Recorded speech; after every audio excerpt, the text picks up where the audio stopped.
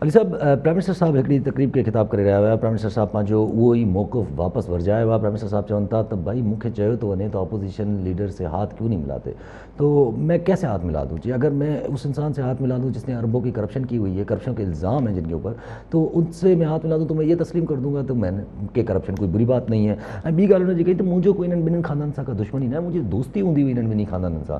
ऐं वरी उन्हनि क़ौम खे बि हिकिड़ो चइजे त लेक्चर ॾेई छॾियो, जो उन्हनि जो चयो था अगरि जे क़ौम अच्छे और बुरे में फ़र्क़ु नहीं देख सकती तो वो कौम तबाह हो जाती है। अच्छा, हाँ ॿ टे ॻाल्हियूं प्राइम मिनिस्टर साहब जो ही जेको बयानियो आहे पुराणो आहे, लेकिन इहो चवण त हुननि ते पाण चवनि पिया त अरबे रुपयनि जी करप्शन जा इल्ज़ाम आहिनि लीडर ऑफ अपोजिशन शहबाज शरीफ़। लफ़्ज़ इल्ज़ाम छा आहे? जी हाँ, इल्ज़ाम त इमरान ख़ान साहब ते अपोजिशन हणे पई, मालम जब्बा ऐं अलाए BRT ऐं बिलियन ट्री प्रोजेक्ट इल्ज़ाम आहिनि। त जेसि ताईं इल्ज़ाम साबित मुल्ज़िम मां मुजरम नथो थिए माण्हू, तेसि ताईं त हुनखे जेल में बि न रखिणो आहे, छाकाणि त हू मुल्ज़िम आहे। सो अगरि करप्शन जा इल्ज़ाम काफ़ी आहिनि कंहिं बि माण्हू खे सां हथु न मिलाइण लाइ, त पोइ पार्लियामेंट में सॼो ख़ाली थी, मुंहिंजे ख़्याल त 80-90% माण्हुनि सां हथु न मिलाए सघंदो प्राइम मिनिस्टर साहिबु।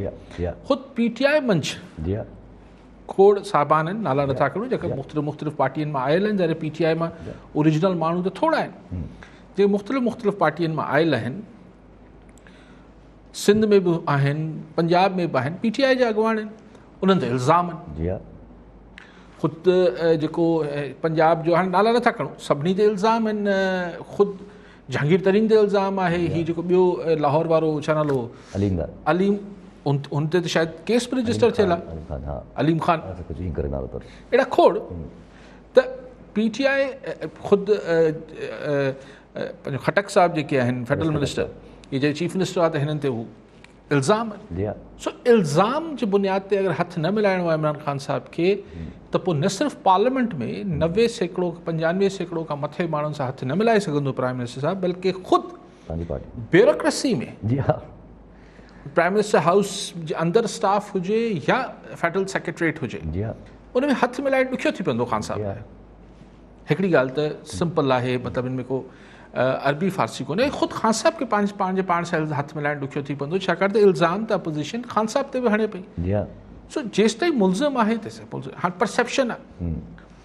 अच्छा चलो, मां नथो चाहियां की करप्शन कई आहे या न कई आहे, छाकाणि ख़ान साहब पाण चयो त इल्ज़ाम आहिनि, तंहिंजे करे आउं चवां भई इल्ज़ाम वारो त मुजरिम न हूंदो आहे। ख़ान साहब बरतानिया जी मिसाल ॾियनि था ऐं चवनि था त उते तसवर न आहे त जंहिं ते ₹1 जो इल्ज़ाम हुजे, उहो क़ौमी असेंबली में बि जेको आहे पार्लियामेंट में बि तकरीरूं करे। सही, वेस्टर्न कंट्रीज़ में इहो बि तसवर न आहे UK में त तव्हां बेबुनियाद इल्ज़ाम हणो, इल्ज़ाम हणंदड़ बि उनखे बि टीप थी वेंदी आहे। हुते डिफेमेशन जा सख़्त लॉज़ आहिनि, मीडिया ते फाइन्स लॻंदा आहिनि, सभु शयूं थींदियूं। जल्दी तव्हां इल्ज़ाम नथा हणी सघो।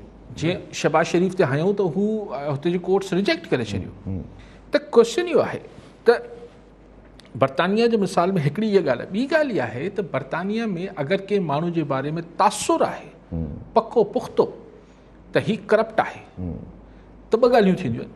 हिकिड़ो त उनजो हू इल्ज़ाम तमामु तकिड़े हुननि जे अदालती निज़ाम मां साबित थी वेंदो आहे त हीउ मुल्ज़िम आहे, मुजरिम आहे या ही बेकसूर आहे।